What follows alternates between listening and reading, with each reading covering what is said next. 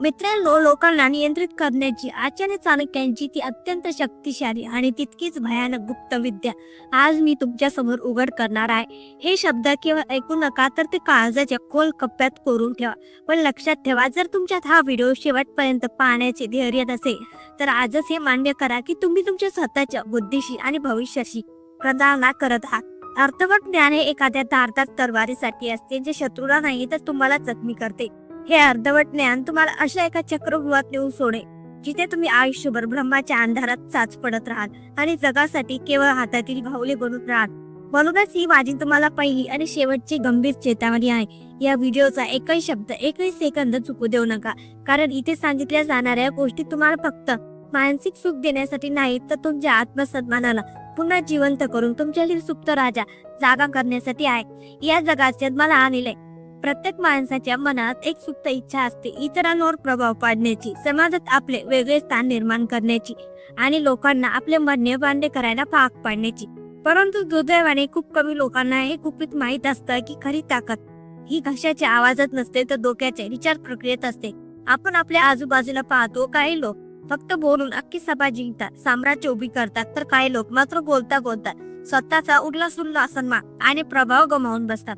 या दोन प्रकारच्या माणसांमध्ये सर्वात मोठा फरक कोणता असेल, तर तो म्हणजे कंट्रोल अर्थात नियंत्रण. जो माणूस लोकांच्या मानसिकतेवर आणि त्यांच्या विचारांच्या वेगावर नियंत्रण मिळवायला शिकला, त्याने जगातील सर्वात मोठे शस्त्र हस्तगत केलं असं समजा. आणि ज्याला ही कला अवगत झाली नाही, तो माणूस किती निष्पाप असो, किती प्रामाणिक असो किंवा किती कष्ट करणारा असो, शेवटी तो फक्त इतरांच्या स्वार्थासाठी वापरला जातो. आता तुमच्या मनात एक प्रश्न नक्कीच निर्माण झाला असेल की लोकांना आपल्या नियंत्रणात ठेवायचे तरी कसे?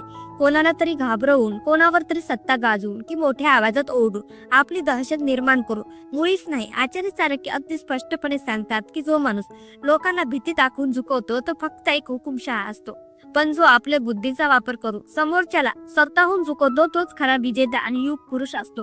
आणि याच बुद्धीच्या वापराला गुप्त विद्या असे म्हटले जाते. ही अशी कला आहे जी ती समोरच्या व्यक्तीला हे कधीच कळत नाही की ती व्यक्ती प्रत्यक्षात तुमच्या योजनेनुसार वागत आहे. पुढे जाण्यापूर्वी एक गोष्ट आपण सर्वांनी मनाशी पक्की केली पाहिजे.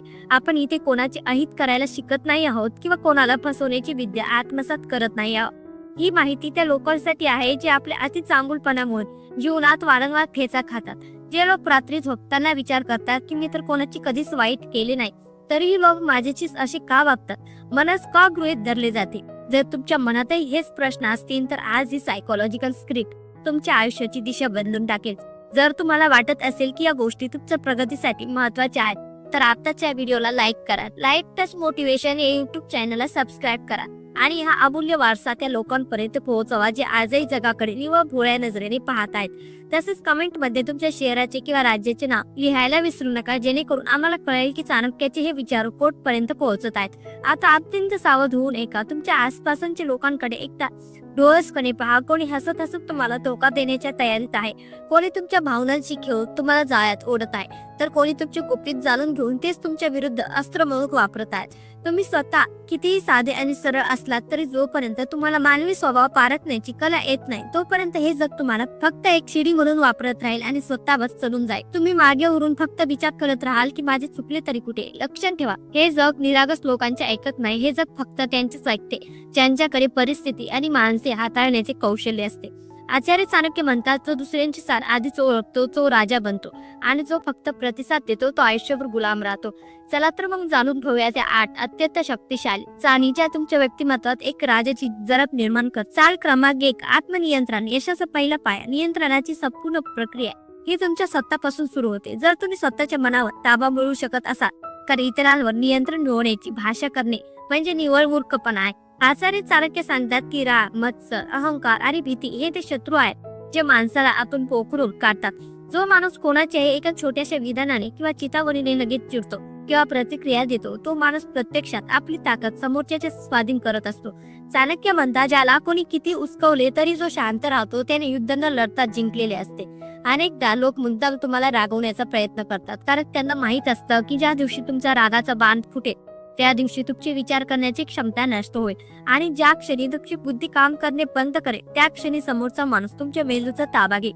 त्यामुळे स्वतःच्या भावनांना कधीही उघडे पडू देऊ नका. शांत राहणे ही केवळ कमजोरी नाही, तर ते सर्वात मोठे मानसिक अस्त्र आहे. तुमची शांतता समोरच्या अस्वस्थ करते आणि तिथूनच तुमचे नियंत्रण सुरू होते. चाल क्रमांक 2, कमजोरीचा शोध आणि संधीचा वापर. प्रत्येक माणसाची एक कमजोरी असते, एक कमकुवत दुवा असतो. कोणाला स्वतःची स्तुती ऐकायला आवडते, कोणाला लोकांमध्ये महत्वाची वाटण्याची हाव असते, कोणाला भविष्याची भीती असते, तर कोणी पैशाच्या मोहात अडकलेली असते. आचार्य चाणक्य सांगतात की जर तुम्हाला कोणावर प्रभाव पाडायचा असेल तर आधी त्या व्यक्तीला पूर्णपणे समजून घ्या. त्या व्यक्तीचे शब्द ऐकण्यापेक्षा तिच्या देहबोलीकडे लक्ष द्या. त्या व्यक्तीला नक्की काय हवे आहे, ती व्यक्ती कोणत्या गोष्टीला घाबरते. जो माणूस इतरांच्या स्वभाव धर्माचा सखोल अभ्यास करतो तो कोणत्याही कठीण प्रसंगाला सत्याच्या सोयीनुसार वळवू शकतो. प्रत्येक वेळी समोरच्याशी भांडून किंवा जोरात बोलून तुम्ही जिंकू शकत नाही. उलट समोरच्याच्या कमजोरीवर बोट ठेवू शांतपणे स्मित हास्य करत तुम्ही जे साध्य करू शकता ते जगातले कोणतेही शस्त्र करू शकत नाही. लोक इथेच मोठी चूक करतात, ते स्वतःबद्दल जास्त बोलतात आणि समोरच्याला समजून घेण्याची संधी गमावतात. चाल क्रमांक 3, मौनाची अफाट शक्ती. जेव्हा तुम्ही शांत राहता आणि समोरच्याला बोलण्याची संधी देता तेव्हा तुम्ही नकळत त्या व्यक्तीवर नियंत्रण मिळवत असता. शांत बसलेला माणूस हा समोरच्यासाठी एक गूढ कोऱ्यासारखा असतो. जेव्हा समोरचा माणूस उत्साह किंवा रागात सतत बोलत असतो तेव्हा तो आपल्या मनातील सर्व भीती, योजना आणि गुपिते स्वतःहून बाहेर काढतो. चाणक्य म्हणतात, ज्याने मौनाची भाषा आत्मसात केली त्याने अर्ध जग जिंकले. तुमची शांतता समोरच्या व्यक्तीला विचार करायला भाग पडते. ती व्यक्ती अस्वस्थ होते आणि स्वतःच्याच मनात तर्कवितर्क लढू लागते. हा माणूस गप्प का आहे, याच्या डोक्यात नक्की काय चालले आहे, हा प्रश्न जेव्हा कोणाच्या मनात निर्माण होतो तेव्हा तुम्ही त्या व्यक्तीच्या विचारांवर राज्य करू शकता. लक्षात ठेवा, ओरडणारा माणूस फक्त आपली ऊर्जा वाया घालवतो, पण शांत राहणारा माणूस समोरच्याच्या मानसशास्त्राची खेळत असतो. चाल क्रमांक 4, थेट संघर्ष टाळण्याची रणनीती. थेट लढाई किंवा समोरासमोरचा संघर्ष हा नेहमीच ऊर्जेचा आणि संसाधनाचा अपव्यय असतो. जो माणूस चाणाक्ष असतो तो कधीच सरळ युद्ध पुकारत नाही. त्याऐवजी तो अशी परिस्थिती निर्माण करतो की शत्रू स्वतःच्या जाळ्यात अडकतो. लोकांना नियंत्रित करण्याची ही सर्वात उच्च कला आहे. त्यांना असा भास करून देणे की ते स्वतःच्या इच्छेनुसार निर्णय घेत आहेत, पण प्रत्यक्षात ते तुमच्या नियोजनाचा एक भाग असतात. आचार्य चाणक्यांनी महाबळशाली धनानंदाचे साम्राज्य नष्ट करण्यासाठी कधीच सरळ सैन्य घेऊन हल्ला केला नाही. त्यांनी मानवी मनावर आघात केला. त्यांनी राज दरबारात अशा काही चाली रचल्या की तिथल्या लोकांचा स्वतःवरचा विश्वास उडाला. जोपर्यंत समोरचा सावध होतो तोपर्यंत तुमचा विजय निश्चित झालेला असतो. प्रत्यक्ष शक्तीपेक्षा बुद्धीने दिलेले आव्हान हे अधिक मारक असते. चाल क्रमांक 5, भावनांचे संरक्षण आणि धोरणीपणा. तुमच्या मनात नक्की काय शिजत आहे आणि तुमचा पुढचा डाव कोणता आहे हे या जगाला कधीच कळू देऊ नका. लक्षात ठेवा, तुमचे विचार, तुमची मते आणि तुमच्या भावना ही तुमची अत्यंत खासगी मालमत्ता आहे. जे लोक उघड्या पुस्तकासारखे जपतात आणि आपल्या मनातील प्रत्येक गोष्ट सर्वांसमोर मांडतात त्यांना हे जग अगदी सहजपणे वाचू शकते. एकदा का तुम्ही कोणाला वाचता आलता की त्या व्यक्तीला तुम्हाला नियंत्रित करणे कठीण राहत नाही. ती व्यक्ती तुमच्या भावनांचा वापर तुमच्याच विरुद्ध शस्त्र म्हणून करू शकते. चाणक्य नीतीनुसार तो मनुष्य स्वतःच्या भावनांवर एक अभेद्य पडदा टाकतो आणि समोरच्या भावनांचा एखाद्या संशोधकाप्रमाणे सखोल अभ्यास करतो. तो त्या जगाचा खरा धुरंधर आणि यशस्वी खेळाडू बनतो. व्यवहारात वावरताना परिस्थितीनुसार कधी फुलापेक्षा कोमल व्हा तर प्रसंगी वज्रापेक्षाही कडक आणि निष्ठुर बना. पण हे सर्व बदल फक्त बाहेरून नसावे. तुमचा अंतरात्मा आणि तुमचा मेंदू मात्र हिमालयातील बर्फासारखा शांत, स्थिर आणि कमालीचा सावध असला पाहिजे. तुमचे हसणे किंवा तुमचे रडणे हे तुमच्या मनात जीव माये नसून ते समोरच्याला गोंधळात टाकण्यासाठी वापरलेली तुमची प्रभाव साधने असली पाहिजेत. ज्या दिवशी तुमच्या भावना तुमची कमजोरी न राहता तुमची ताकद बनते त्या दिवशी तुम्ही कोणालाही चुकू शकाल. चाल क्रमांक 6, स्वतःभोवती रहस्याचे वलय निर्माण करा. मानवी स्वभाव असा आहे की लोक नेहमी त्याच गोष्टीचा आदर करतात किंवा त्याच गोष्टीला घाबरतात जिचे स्वरूप त्यांना पूर्णपणे समजत नाही. जे गूढ आहे त्यांच्याबद्दल मनात नेहमीच एक जरब असते. जर तुम्ही लोकांसमोर पूर्णपणे पारदर्शक झाला तर त्यांच्या मनात तुमच्याबद्दल असलेली कुतूहल आणि आकर्षण कायमचे संपून जाते. ज्याची पूर्ण माहिती झाली आहे अशा माणसाला कोणीही किंमत देत नाही. पण जर तुम्ही स्वतःभोवती थोडे रहस्याचे वलय निर्माण केले तर लोक तुमच्याकडे आपोआप आकर्षित होतात आणि तुमच्या प्रत्येक शब्दाला वजन प्राप्त होते. तुमचे आगामी मोठे निर्णय, तुमचे खाजगी आयुष्य आणि तुमची विचार करण्याची पद्धत याबद्दल प्रत्येकाला माहिती देत सुटू नका. तुम्ही काय करणार आहात याचा अंदाज जगाला कधीच येऊ देऊ नका. जितके कमी लोक तुमच्याबद्दल माहिती ठेवतील तितके जास्त तुम्ही सुरक्षित आणि प्रभावशाली राहा. रहस्य हे केवळ भीती निर्माण करण्यासाठी नसते तर ते तुमच्या सामर्थ्याचे लक्षण असते. जेव्हा लोकांना तुमच्या पुढच्या कृतीचा किंवा प्रतिसादाचा अंदाज लावणे अशक्य होते तेव्हा ते नकळत तुमचे अनुसरण करायला लागतात. एक अनामिक भीती आणि आदरापोटी ते तुमच्या नियंत्रणात राहतात. स्वतःला एक न सुटणारे कोडे बनवा जेणेकरून जगाने तुम्हाला सोडवण्याचा प्रयत्न करण्याऐवजी तुमच्या इशारावर चालावे. चाल क्रमांक 7, कृतज्ञता आणि आदराचा वापर. कोणत्याही व्यक्तीला आपल्या बाजूने वळवण्याचा आणि तिच्यावर मानसिक ताबा मिळवण्याचा सर्वात सोपा मार्ग म्हणजे त्या व्यक्तीला विशेष असल्याची जाणीव करून देणे. मानवी अहंकार हा सन्मानाचा भुकेलेला असतो. प्रत्येक व्यक्तीला असे वाटत असते की समाजात किंवा कोणासमोर तरी आपल्याला महत्त्व मिळाल. जेव्हा तुम्ही एखाद्याची छोट्याशा कामाची स्तुती करता किंवा त्याला योग्य तो आदर आणि मान देता, तेव्हा ती व्यक्ती भावनिकरित्या तुमच्याशी घट्ट जोडली जाते. तिला वाटते की तुम्हीच तिला खऱ्या अर्थाने ओळखले आहे. परंतु आचार्य चाणक्य इथे एक अत्यंत सावधगिरीचा इशारा देतात. तुमचा हा आदर केवळ वरवरचा किंवा फाबडा नसावा, तर तो तुमच्या मोठ्या रणनीतीचा एक अविभाज्य भाग असावा. जो माणूस योग्य समोरच्याला मोठेपणा देतो तो प्रत्यक्षात त्या व्यक्तीच्या हृदयावर आणि बुद्धीवर आपली पकड अत्यंत मजबूत करत असतो. सन्मान हे असे एक अस्त्र आहे जे जगातील कोणत्याही कठोर आणि पाषाण हृदय माणसाला मेण्यासारखे वितळू शकते.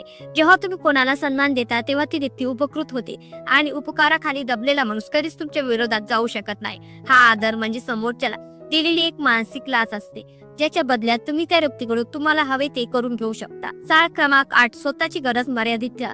ज्या क्षणी तुम्ही कोणासमोर तरी हे जाहीर करता की तुम्हाला त्या व्यक्तीची नितांत गरज आहे, नेमक्या त्या क्षणी तुम्ही त्यांच्या आयुष्याचे अर्ध नियंत्रण त्या व्यक्तीच्या हातात देऊन टाकता. हे जग एका क्रूर नियमावर चालते. जर नेहमी त्याच व्यक्तीच्या मागे धावते जी स्वतःमध्ये पूर्ण आणि स्वावलंबी आहे. तुमची उपलब्धता जितकी जास्त असेल तितकी तुमची किंमत कमी होत जाईल. तुम्ही जर प्रत्येक वेळी सर्वांसाठी हजर राहिलात किंवा कोणावर अवलंबून असल्याचे दाखवले तर लोक तुम्हाला गृहीत धरतील आणि तुमचा आदर करणे सोडून देतील. स्वतःला बुद्धीने आणि कर्माने इतके सक्षम बनवा की लोकांनी तुमच्या मदतीसाठी आणि मार्गदर्शनासाठी तुमच्याकडे चालत यावे. तुम्हाला कोणाकडे जाण्याची वेळ पडू नये. जेव्हा तुम्ही स्वतःच्या वेळेला सर्वोच्च महत्त्व देता आणि कोणासमोरही लाचारी पत्करत नाही, तेव्हा लोकांच्या मनात तुमच्याबद्दल एक वेगळीच धास्ती आणि प्रचंड आदर निर्माण होतो. तुमची दराजी तुमची कमजोरी बनू देऊ नका. जो माणूस कोणाशिवाय आपले आयुष्य दौलत जगू शकतो त्याच्याकडे एक वेगळी चुंबकीय शक्ती असते. लाचारीने कधीच कोणाला जिंकता येत नाही, पण आत्मसन्मानाने आणि स्वावलंबनाने तुम्ही संपूर्ण जगाला आपल्या इशाऱ्यावर नाचू शकता. हीच खरी सत्तेची आणि नियंत्रणाची सर्वोच्च ताकद आहे. मित्रांनो, आचार्य चाणक्यांचे या आज चाली किंवा माहिती नाही तर ते जगण्याचे एक शास्त्र आहे. हे जग खूप स्पर्धात्मक आहे आणि ते टिकून राहण्यासाठी तुम्हाला केवळ शरीराने नाही तर बुद्धीने सुद्धा बलवान व्हावे लागेल. लक्षात ठेवा, नियंत्रण मिळवणे म्हणजे कोणावर तरी अन्याय करणे नव्हे, तर स्वतःला इतरांच्या अन्यायापासून वाचवणे आणि समाजात एक प्रतिष्ठित स्थान निर्माण करणे होय. जर तुम्ही हे सर्व मुद्दे आज मनापासून समजून घेतले असतील तर आजपासून तुमच्या वागण्यात तो बदल दिसायला हवा. परिस्थिती कशी असो तुम्ही तुमचे नियंत्रण सोडू नका. जर हा व्हिडिओ तुमच्या मनाला भिडला असेल तर तो एक लाईक नक्की करा आणि शेअर करा. धन्यवाद.